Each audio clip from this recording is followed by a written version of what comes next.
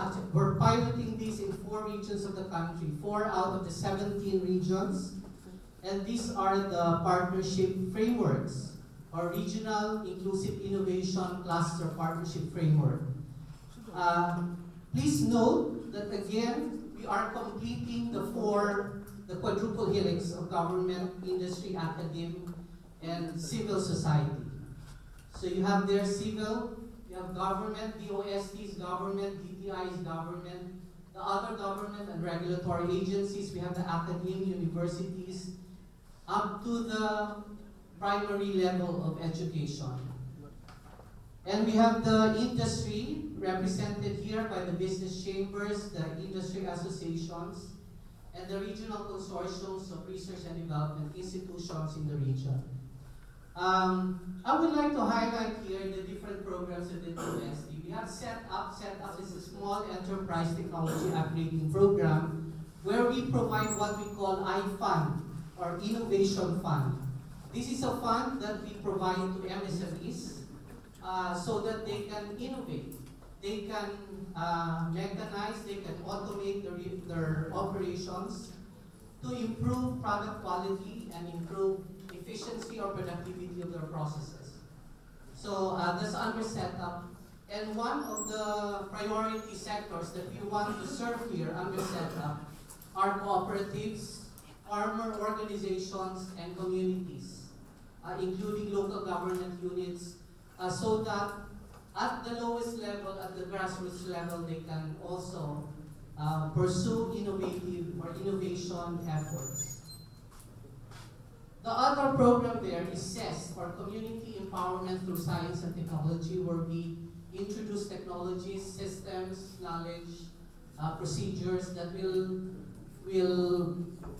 create resilient communities. So we take into consideration the resources that they have that they can use for them to mitigate the impact of climate change and disasters. We are employing what we call a stage gate system. No? At every step, at every stage, there's a gate. We cannot proceed to the next step unless it is the risk. The term is the risking of the step or the process. So we proceed through these different stages or gates until we achieve our goal. So let me just give you some examples. I have 6 or 7 examples here. Case 1 is we're helping an urban poor community. I categorize the different innovations into internal and external just to show the point or to emphasize the point that it can be a composite of both, no? That we can apply or we can employ at the grassroots level. So we're helping an urban poor community in Davao City, help them address a problem of pollution from household waste, from industrial waste. Earlier, internal innovation here is the planting of mangroves and other halophytes. No? This is a coastal community, but within the city. So you can plant mangroves, and this would serve as a filtration system for wastewater. But we introduced to them a vertical, what we call a vertical halophyte filter or halophyte filter technology in their case, because they're, the plants that you need to use to plant on the system should be salt tolerant. So we introduced this technology. Another case is the potable water system for indigenous community, an upland community in the periphery of Davao City. Well, originally they used bamboo pipes, no, to convey water from the source, from the spring to their households. And they use jar filters. I don't know if you've heard of this. These jar filters where they put soil, sand, pebbles, and other materials to filter water. So that's what we used before. But we introduced the concept of water safety planning, so that we ensure the safety of the water that they distribute to the households within the community. Another case is the lighting for an indigenous community. Again, in Davao region, also for an indigenous people, group of indigenous people.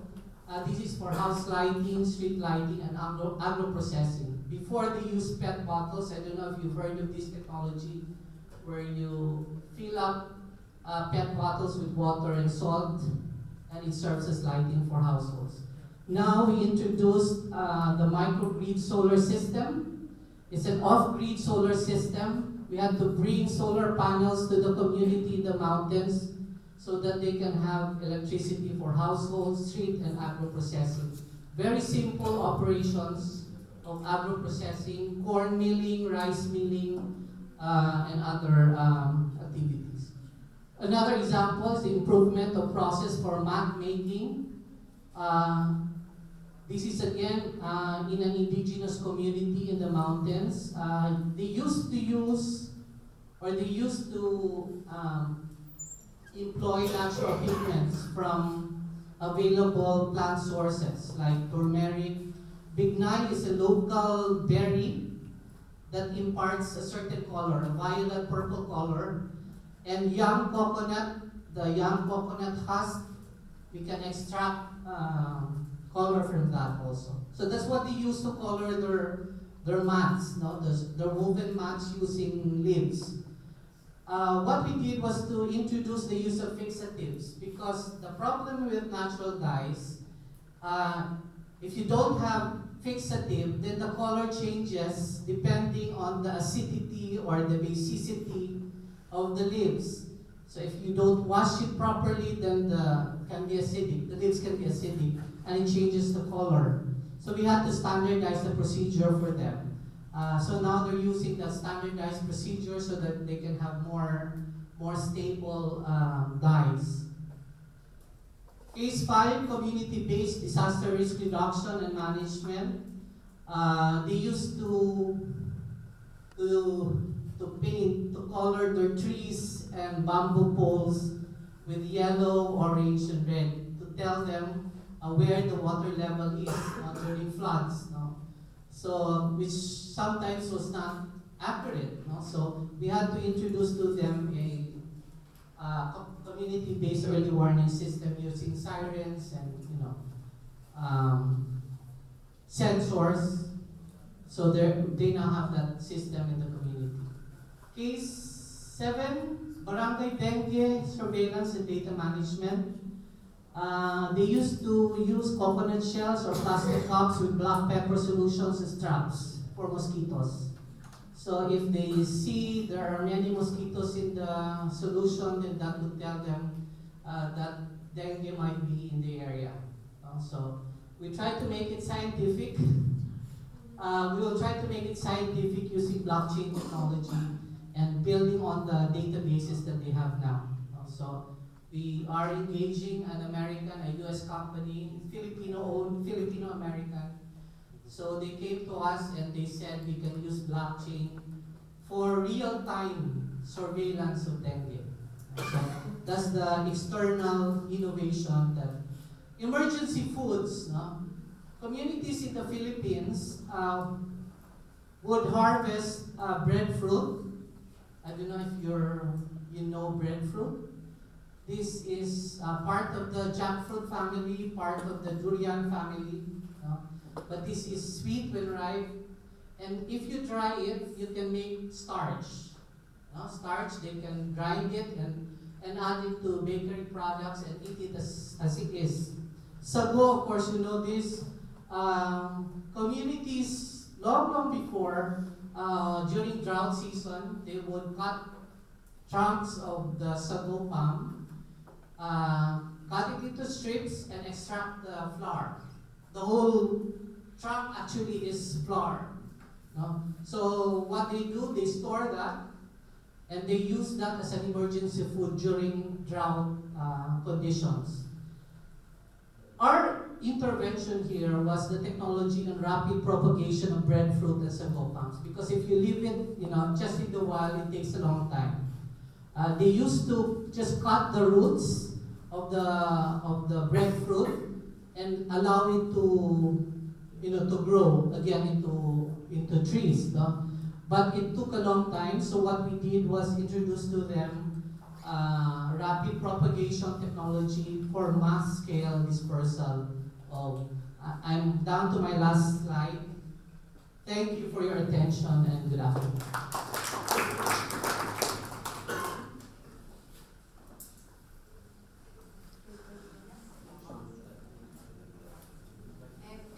Yes, we have already one question, a comment.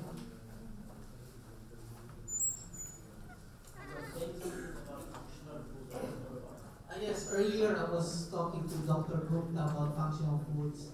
Our plan is to create a local innovation ecosystem that will focus on functional foods. I don't know if you're familiar with functional foods. These are foods from indigenous raw materials like plants, fruits, flowers, leaves that you can incorporate into fruits, or you can eat as it is, or make into beverages that have medicinal or health benefits. So it has a function. It has functional characteristics that helps, alleviate or cure certain diseases or illnesses. So that's functional food. So our plan is to engage our indigenous people communities for them to produce these raw materials and then add value to them so that they can market it. So this would be their sustainable livelihood activities or sustainable enterprise activities. We'd like to invite Dr. Gupta to help us set up that ecosystem in Davao City because we need to get it started as soon as possible. Yes, please. I would just add here that I see this as one of the most viable potential way of ensuring most affordable preventive health options for poor people. So if we know which soils are rich in which minerals, particularly in dry regions. The poorly drained soils are rich in nutrients. Then whichever crops grow in those regions will be rich in those minerals. And if those crops, or weeds for that matter, edible weeds, they are used as a functional food, we have found a very cost-effective way of providing those minerals to our body. It's a very powerful, viable approach for future. Yeah, I want to continue this morning question from global angle to ask you, because Philippines have the largest import label and also very strong overseas community, very united, very supportive. So my question is that whether the overseas community of Filipinos that have made some kind of contribution to home that innovation. That's one question. Another is linked with I also know a lot of Chinese that in the Philippines they are very investors. So that's kind of how that the Chinese that nationality made a contribution to you talk about the